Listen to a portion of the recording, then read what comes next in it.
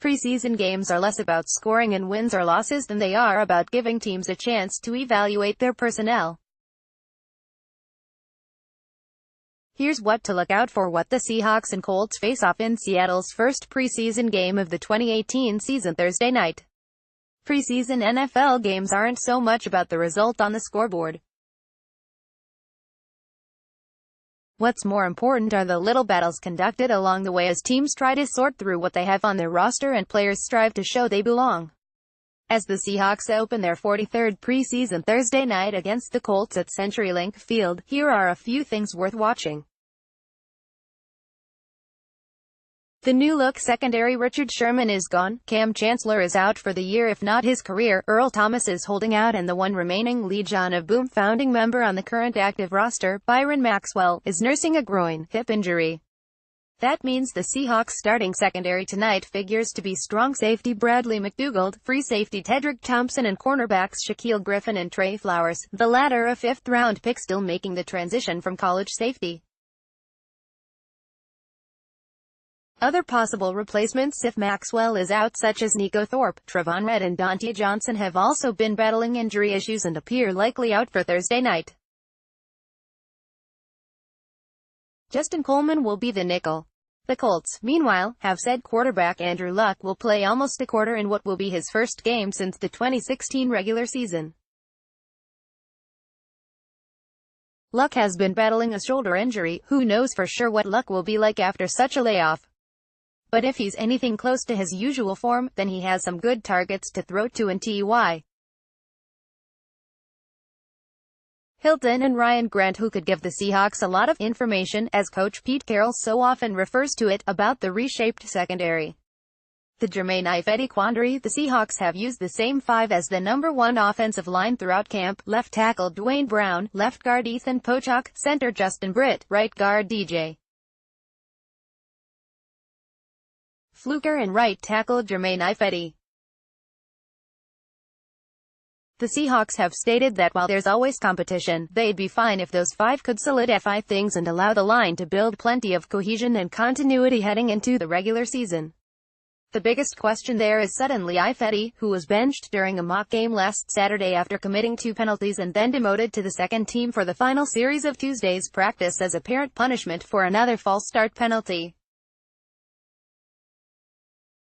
Ifedi's issues came as the Seahawks began giving rookie Jamarco Jones snaps at right tackle after he had played solely left earlier, and Carroll says Jones has been one of the pleasant surprises of training camp. Ifedi, though, remains the starter for now, and while the reports of his struggles have led to a rising cry from fans clamoring for change, the reality remains that the only other apparent options at the moment are a rookie, Jones, or 2 vets with little game experience, Isaiah Battle, Willie Beavers. For now, the team is leaving George Fant at left tackle as he works his way back from knee surgery a year ago. Still, it's obvious the team's patience with Ifedi is wearing thin, and additional penalties, mistakes in the preseason will only shorten the leash.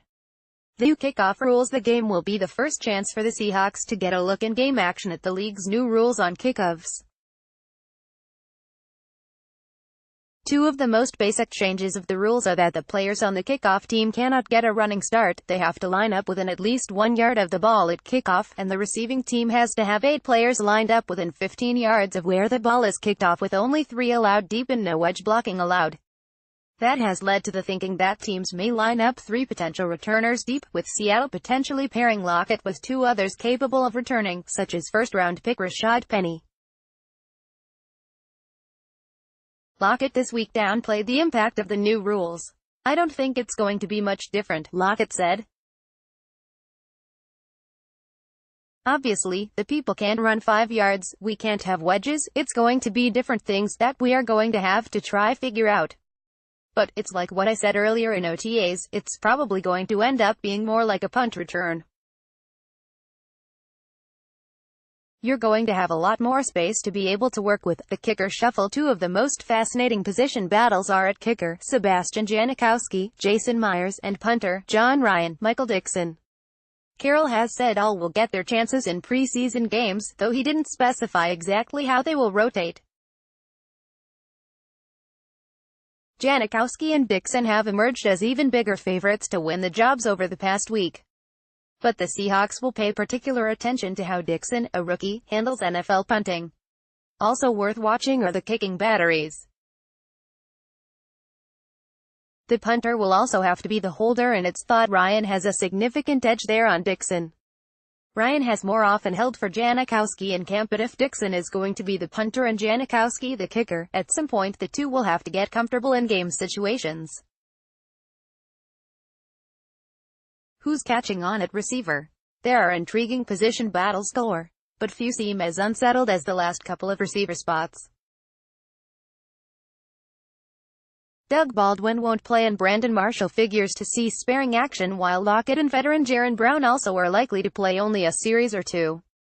That means lots of snaps and potential touches for a bevy of young players trying to make a statement, such as Marcus Johnson, Keenan Reynolds, David Moore and Demorie Stringfellow, with it unclear if second-year player Amara Darboh will play after he was held out of practice this week.